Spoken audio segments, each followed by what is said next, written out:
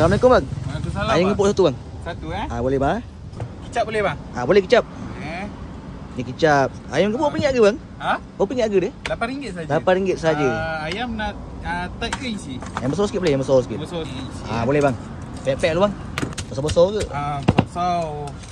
RM8 saja Okey boleh. Okey, goreng. Gobes goreng kan? Banyak bang. Banyak. Ini kalau lambat habis ni. Lambat habis. Tempe. Tahu. Okey. Timun. Abang Sambal. nak pedas ke? Nak kurang pedas? Saya suka pedas sebenarnya bang. Pedas Pedas kan sambal ni kan? Pedas. Ni abang buat sendiri boleh? Buat sendiri semua. Oh. Okey bang.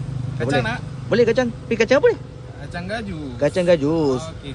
Dekat Taman Tasik Utama. Taman Tasik Utama Air Keroh. Balai Polis. Okey, belakang balai polis ni. Belakang Balai Polis. Dekat dengan Agro Bazaar dengan Speedmart. Habis hari ni buka?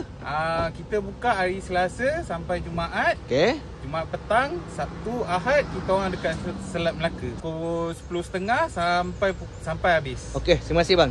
Okey bang. RM8. Betul. Saya makan dulu.